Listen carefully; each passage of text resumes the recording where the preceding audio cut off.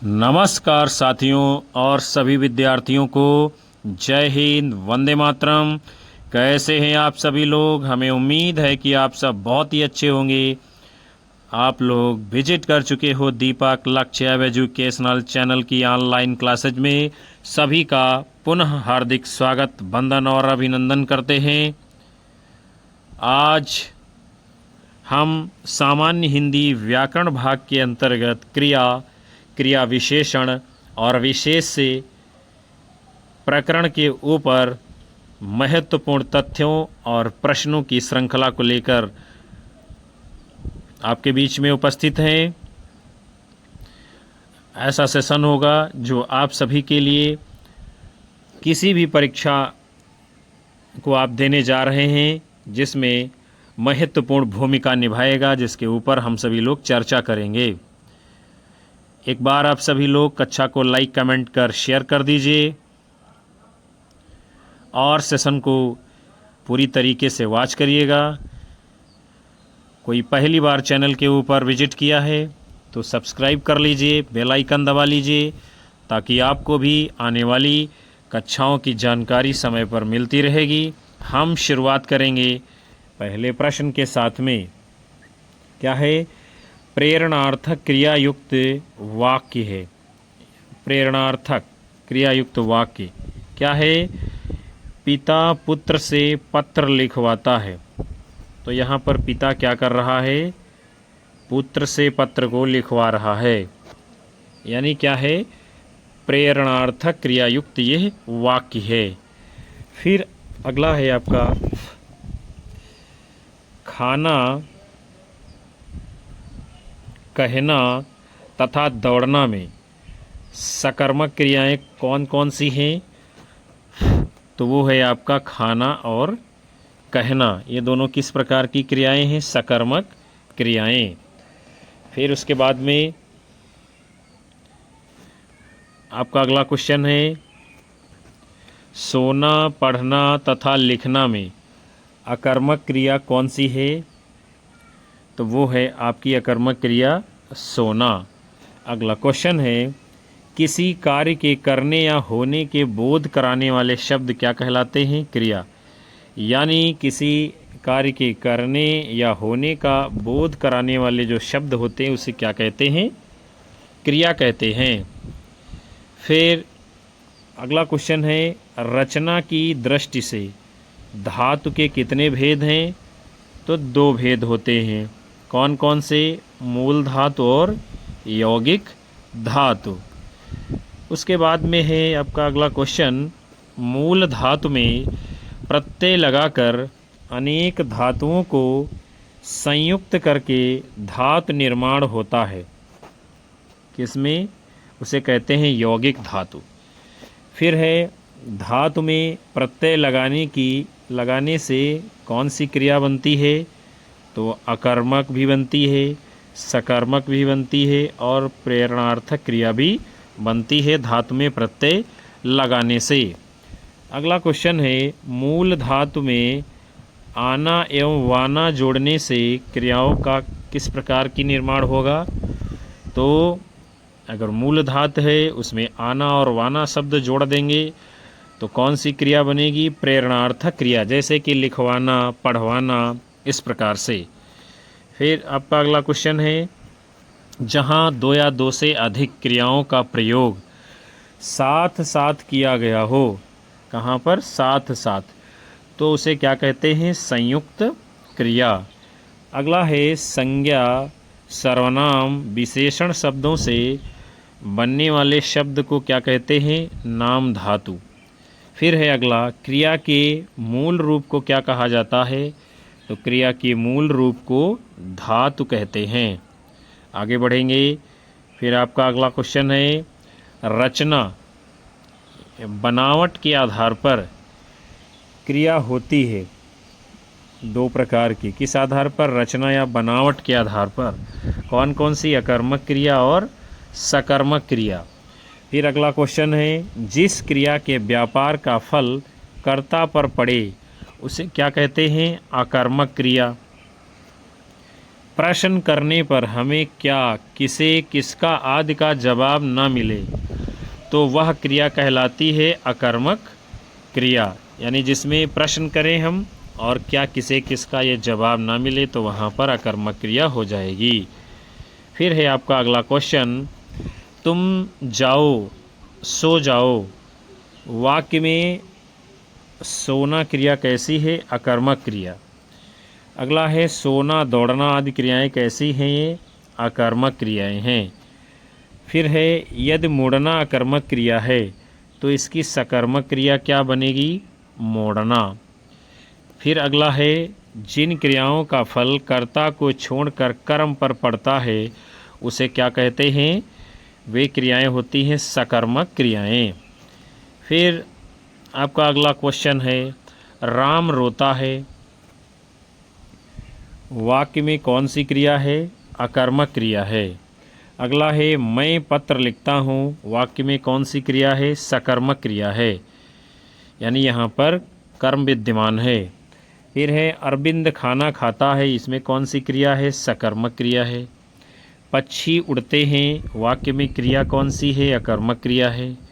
फिर अगला है जिन सकर्मक क्रियाओं में केवल एक ही कर्म होता है उसे क्या कहते हैं? एक कर्मक क्रिया। फिर आगे बढ़ेंगे, दो कर्मों से युक्त जो क्रियाएं होती हैं उसे क्या कहते हैं? द्विकर्मक क्रियाएं। हम सभी लोग आगे बढ़ेंगे। आपका अगला क्वेश्चन है, क्या है? वाक्य है अरविंद ने निरंजन को पुस्तक दी। वाक्य में क्रिया कौन सी है? द्विकर्मक क्रिया है। फिर है वाक्य शिवम ने राहुल को पैसे दिए। ये भी कैसा वाक्य है? द्विकर्मक क्रिया वाला। फिर अगला है शिक्षक छात्र को हिंदी पढ़ाते हैं। ये किस प्रकार का वाक्य है? द्विकर्मक क्रिया वाला। फिर अगला है संज्ञा, सर्वनाम या विशेषण शब्दों के साथ क्रिया के जुड़ने से हमें जो संयुक्त क्रिया प्राप्त होती है उसे क्या कहते हैं? नामबोधक क्रिया। फिर है मुख्य क्रिया के रूप को स्पष्ट और पूरा करने में सहायक जो होती है उसे क्या कहते हैं? सहायक क्रिया। अगला है जब कर्ता एक क्रिया समाप्त कर उसी क्षण दूसरी क्रिया में प्रवृत्त हो जाए तब पहली क्रिया क्या कहलाती है? उसे कहते हैं पूर्वकालिक क्रिया। आगे बढ़ते हैं। फिर आपका क्वेश्चन है जब किसी क्रिया का प्रयोग वाक्य में संज्ञा की तरह किया गया हो तो उसे क्या कहते हैं? क्रियार्थक संज्ञा। अगला है ध्वनियों के अनुकरण से बनने वाली क्रियाएं क्या कहलाती हैं? अनुकरणात्मक क्रियाएं। फिर है जब एक वाक्य में एक ही क्रिया होती है तो क्या कहलाती है? सामान्य क्रिया। फिर है आप आए। वाक्य में क्रिया है आए और आए कैसी है? ये सामान्य क्रिया। फिर उसके बाद में है आपका अगला क्वेश्चन, मैं अभी सोकर उठा हूँ। इस वाक्य में पूर्वकालिक क्रिया कौन सी है? सोकर। फिर है बच्चा दूध पीकर सो गया। इसमें पूर्वकालिक क्रिया कौन सी है? पीकर यानी पीना। फिर है मैंने रमेश से पत्र लिखवाया। इसमें प्रेरणार्थक क्रिया है कौन सी? लिखवाया। आगे बढ़ेंगे हम लोग।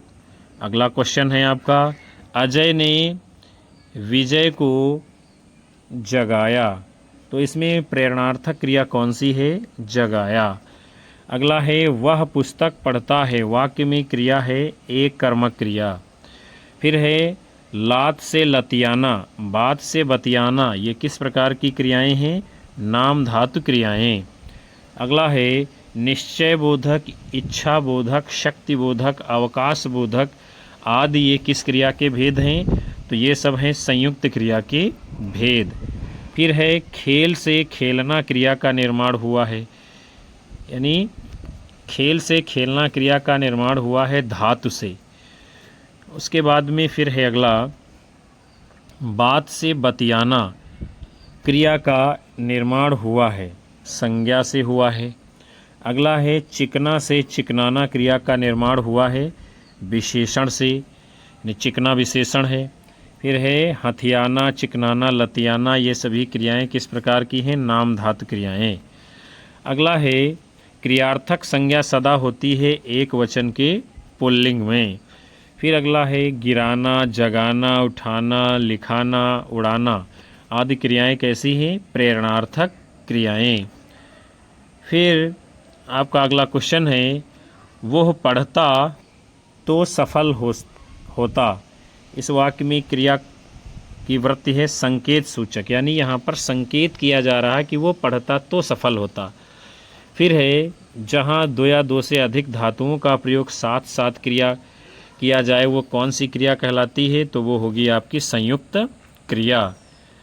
फिर आप सभी लोगों का अगला क्वेश्चन है यदि ओढ़ना आकर्मक क्रिया है तो इसकी प्रथम प्रेरणार्थक क्रिया क्या होगी? उड़ाना। फिर अगला है माँ ने पिताजी से सामान मंगवाया, क्रिया का रूप कौन सा है? प्रेरणार्थक। फिर है मैंने रमेश से पत्र लिखवाया, वाक्य में लिखवाया क्रिया है किस प्रकार की? प्रेरणार्थक क्रिया। फिर आपके महत्वपूर्ण तथ्य हैं, धातु के दो भेद हैं। कितने हैं? दो भेद हैं। कौन कौन से? एक है मूल धातु, दूसरा है यौगिक धातु। जब क्रिया के भेद हो सकते हैं कर्म के आधार पर, रचना के आधार पर तथा अर्थ की पूर्णता के आधार पर। फिर है रचना की दृष्टि से, दृष्टि के आधार पर क्रिया के दो भेद हैं, यौगिक तथा मूल क्रिया, जबकि कर्म के आधार पर क्रिया के भेद हैं अकर्मक और सकर्मक क्रिया। फिर है यौगिक क्रियाओं के भेद हम लोग देखते हैं। कौन कौन से हैं यौगिक क्रियाओं के भेद? प्रेरणार्थक क्रिया, संयुक्त क्रिया, अनुकरणात्मक क्रिया और नाम धातु क्रिया। फिर है वो क्रिया जिसमें ही निपात का प्रयोग होता है उसे कहते हैं तात्कालिक क्रिया। अगला क्वेश्चन है आपका क्रिया रूप कहने वाले या लिखने वाले प्रयोजन का संकेत देना क्या कहलाता है? क्रिया की वृत्ति कहलाता है। वृत्ति यानी कि विशेषता। अब हम सभी लोग विशेषण और विशेष्य को जानेंगे। प्रकृति, काला, दयालु में विशेषण शब्द कौन सा नहीं है? तो इनमें से प्रकृति विशेषण नहीं है। काला और दयालु ये दोनों विशेषण शब्द हैं। फिर अगला है मर्यादा पुरुषोत्तम राम वाटिका से खिलखिला कर हंसते सुंदर फूलों को देखकर हंस रहे थे। इस वाक्य में विशेषण पदबंध क्या है? खिलखिला कर हंसते सुंदर। फिर आपका अगला क्वेश्चन है वह भयंकर तूफान के झोंके की तरह बह गया। इस वाक्य में है क्रिया विशेषण पदबंध। फिर अगला है यह स्वादिष्ट फल है, वाक्य में स्वादिष्ट ये जो है ये क्या है? यह विशेषण है। फिर अगला है संख्या में बस 11 बच्चे दौड़ रहे हैं। इस वाक्य में कौन सा पदबंध है? विशेषण पदबंध। फिर अगला है पतला, चौगुना, घना में गुणवाचक विशेषण कौन सा नहीं है? वो है आपका चौगुना। फिर आपका अगला क्वेश्चन है गुलाब गुलाबी, रस रसीला, चमक चमकीला, मोटा मोटापा शब्द युग्मों में संज्ञा विशेषण की दृष्टि से असंगत कौन सा है? मोटा मोटापा। फिर जो है विशेषण और विशेषण के प्रकार, तो अच्छा ये गुणवाचक विशेषण है, सवा ये संख्यावाचक विशेषण है जैसे सवा शेर कहा जाए, कुछ ये परिमाणवाचक विशेषण है, वह ये सार्वनामिक विशेषण है। फिर अगला है क्वेश्चन संज्ञा या सर्वनाम की विशेषता बताने वाले शब्दों को क्या कहते हैं? विशेषण कहते हैं। फिर है आपका अगला क्वेश्चन लंबा, मोटा, काला, सफ़ेद, ये सब क्या हैं विद्यार्थियों? तो ये सब हैं विशेषण। फिर अगला है जो शब्द विशेषण की विशेषता बताते हैं, यानी क्या है? विशेषण की भी विशेषता बताते हैं, उसे प्राविशेषण कहा जाता है। फिर है विशेषण जब संज्ञा या सर्वनाम शब्दों की विशेषता बतलाते हुए क्या कहलाते हैं? विशेष्य। अगला है जिस शब्द की विशेषता बताई जाती है वो कहलाता है विशेष्य कहलाता है। उसके बाद में आपका अगला क्वेश्चन है विशेष्य के साथ विशेषण का प्रयोग होता है दो प्रकार से, एक तो संज्ञा के साथ होता है, दूसरा क्रिया के साथ होता है। फिर अगला है विशेष से पहले आने वाले विशेषण को क्या कहते हैं? उसे कहते हैं विशेषण विशेष्य। फिर है काला घोड़ा घास खा रहा है। इस वाक्य में काला शब्द क्या है? विशेषण विशेष्य है ये काला। फिर अगला है विशेष्य के बाद और क्रिया से पहले आने वाले विशेषण को कहते हैं विधेय विशेषण। फिर आपका अगला क्वेश्चन है जिस विकारी शब्द से संज्ञा की व्याप्ति मर्यादित होती है वो क्या कहलाता है? उसे विशेषण कहते हैं। फिर है सीता सुंदर है।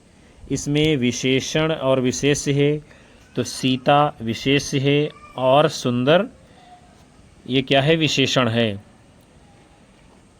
फिर अगला है यानी सीता क्या है? विशेष्य है और सुंदर विशेषण है। अगला क्वेश्चन है इस पर्वतमाला में बहुत ऊंचे ऊंचे पहाड़ हैं। इस वाक्य में प्राविशेषण क्या है?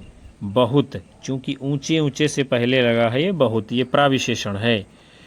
फिर अगला क्वेश्चन है सामान्यतः विशेषण के भेद हैं। कितने भेद हैं विशेषण के? 4 भेद हैं। गुणवाचक, संख्यावाचक, परिमाणवाचक और सार्वनामिक विशेषण। अगला क्वेश्चन है जिन विशेषण शब्दों से संज्ञा अथवा सर्वनाम शब्दों के गुण, दोष, आकार, रंग, दशा आदि का बोध हो उसे कहते हैं गुणवाचक विशेषण। अब सभी का अगला क्वेश्चन है दिशाएं, गुण, दशा, रंग, आकार, स्थान, काल आदि का बोध कराने वाले विशेषण को कहते हैं गुणवाचक विशेषण। फिर अब अगला क्वेश्चन है सा प्रत्यय जोड़कर गुणों में हीनता का भाव लाया जाता है। किसमें? गुणवाचक विशेषण के अंतर्गत। फिर है जिन विशेषण शब्दों से किसी वस्तु की निश्चित मात्रा का बोध हो तो वहाँ पर कौन सा विशेषण होता है? निश्चित परिमाणवाचक विशेषण। फिर अगला है जिन विशेषण शब्दों से किसी वस्तु की निश्चित मात्रा का बोध न हो पाए उसे क्या कहते हैं? अनिश्चित परिमाणवाचक विशेषण। अब सभी का अगला क्वेश्चन है जिन शब्दों का प्रयोग संज्ञा से पहले या बाद में विशेषण के रूप में होता है उसे कहते हैं सार्वनामिक विशेषण। अगला है क्वेश्चन आपका प्रत्येक, हर एक शब्द हैं किस प्रकार के? ये हैं प्रत्येक बोधक विशेषण। अब सभी का अगला क्वेश्चन है यह, वह, कोई, कुछ, ऐसा, जैसा आदि शब्द हैं किस प्रकार के हैं? सार्वनामिक विशेषण। अगला है कई, कुछ, अनेक, ये सब हैं अनिश्चित संख्यावाचक विशेषण। चूँकि कई, कुछ, अनेक यहाँ पर कुछ भी निश्चित नहीं है। फिर है पर्वतीय शब्द में विशेषण कौन सा है? गुणवाचक विशेषण। फिर है संख्यावाचक विशेषण होते हैं 2 प्रकार के, एक है निश्चित संख्यावाचक विशेषण और दूसरा है अनिश्चित संख्यावाचक विशेषण। आगे बढ़ेंगे। आपका अगला क्वेश्चन है जिन विशेषण शब्दों से संज्ञा या सर्वनाम की संख्या का बोध हो उसे क्या कहते हैं? संख्यावाचक विशेषण। फिर अगला है 4, 10, अनेक संख्या शब्द हैं, ये संख्यावाचक विशेषण के शब्द हैं। फिर है दादी ने ढेर सारे खिलौने खरीदे। इस वाक्य में प्रयुक्त विशेषण कौन सा है? अनिश्चित संख्यावाचक विशेषण है। यानी यहाँ पर ढेर सारा तो कहा गया है लेकिन कितना है ये निश्चित नहीं है। फिर अगला है काफ़ी शब्द में विशेषण कौन सा है? अनिश्चित परिमाणवाचक है, यानी यहाँ भी क्या है? निश्चित नहीं है। अगला है प्रयोग के आधार पर निश्चित संख्यावाचक विशेषण होते हैं कितने प्रकार के? तो निश्चित संख्यावाचक विशेषण होते हैं 5 प्रकार के। कौन कौन से? एक तो है गणनावाचक, दूसरा है क्रमवाचक, तीसरा है आवृत्तिवाचक, चौथा है समुदायवाचक और पांचवा है प्रत्येक बोधक विशेषण। ये है प्रयोग के आधार पर निश्चित संख्यावाचक विशेषण के भेद। फिर आपके महत्वपूर्ण विशेष्य और विशेषण हैं। ऋषि विशेष्य है, आर्ष विशेषण है, अध्ययन विशेष्य है, अधीत विशेषण है, इंद्र विशेष्य है, ऐन्द्र विशेषण है, मेधा विशेष्य है, मेधावी विशेषण है। फिर उसके बाद में है आपका अगला शब्द अग्नि विशेष्य है और आग्नेय विशेषण है, अंक विशेष्य है, अंकित विशेषण है, आभूषण विशेष्य है, आभूषित विशेषण है, धन विशेष्य है, धनवान विशेषण है, श्री विशेष्य है, श्रीवान विशेषण है, कुल विशेष्य है, कुलीन विशेषण है, स्वाद विशेष्य है और स्वादु विशेषण है। आगे बढ़ेंगे। आपका अगला क्वेश्चन है, जो संख्यावाचक विशेषण पूर्णांक एवं अपूर्णांक के रूप में गिने जा सकें वे क्या कहलाते हैं? गणनावाचक विशेषण, यानी जिनकी गणना की जा रही है। फिर है गणनावाचक विशेषण के कितने भेद हैं? 2 भेद हैं। कौन कौन से? एक है पूर्ण गणना बोधक, दूसरा है अपूर्ण गणना बोधक। फिर अगला क्वेश्चन है, जो गणनावाचक विशेषण पूर्णांक यानी 1, 2, 3, 4, 10 यानी ये अंक पूर्ण है तो इसे क्या कहेंगे? पूर्णांक बोधक विशेषण। आगे बढ़ेंगे। फिर है 2 बैल आ रहे हैं। वाक्य में 2 शब्द क्या है? ये पूर्णांक बोधक विशेषण, यानी 2 क्या है? पूर्ण है। फिर है जो गणनावाचक विशेषण पूर्णांक के रूप में नहीं होते हैं वे क्या कहलाते हैं? अपूर्णांक बोधक विशेषण। जो संख्यावाचक विशेषण संख्या के क्रम को सूचित करें वे क्या कहलाते हैं? क्रमवाचक विशेषण। आगे बढ़ेंगे हम लोग। फिर आपका अगला क्वेश्चन है, पहला लड़का यहाँ आया। इस वाक्य में पहला शब्द क्या है? तो पहला है क्रमवाचक, यानी क्रम से पहला आ रहा है विशेषण। फिर है मोह शब्द में विशेषण कौन सा है? गुणवाचक विशेषण, यानी मोह क्या है? गुण है। फिर है भौम विशेष रूप है भूमिका। फिर है जलीय शब्द का विशेष रूप है जल। अगला है निशा का विशेषण रूप क्या है? नैश। आगे बढ़ेंगे। आपका अगला क्वेश्चन है, अभ्यास का विशेषण रूप है कौन सा? अभ्यासी।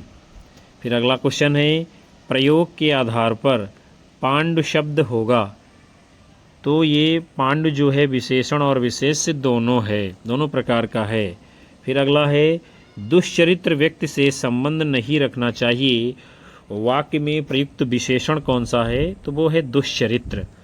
अगला है दानी एवं धुंधला शब्द विशेषण हैं, ये किस प्रकार के? गुणवाचक विशेषण के। उसके बाद में आपका अगला क्वेश्चन है, जो संख्यावाचक विशेषण किसी संख्या की आवृत्ति को सूचित करें उसे क्या कहेंगे? आवृत्ति सूचक या आवृत्तिवाचक विशेषण। अगला क्वेश्चन है, मोहन तुमसे चौगुना काम करता है। इस वाक्य में चौगुना क्या है? आवृत्तिवाचक। चौगुना, दोगुना, तिगुना ये सब आवृत्तिवाचक विशेषण में आते हैं। फिर अगला क्वेश्चन है, वे संख्यावाचक विशेषण जो समूह या समुदाय का बोध कराते हैं उसे कहते हैं समुदायवाचक या समूहवाचक विशेषण। फिर आपका अगला क्वेश्चन है, जो संख्यावाचक विशेषण एक यानी अकेले का बोध कराता है वो क्या कहलाता है? प्रत्येक बोधक विशेषण। हम सभी लोग अगले क्वेश्चन की ओर बढ़ेंगे। क्या है? जिस संख्यावाचक विशेषण से अनिश्चित संख्या का बोध हो उसे क्या कहते हैं? अनिश्चित संख्यावाचक विशेषण।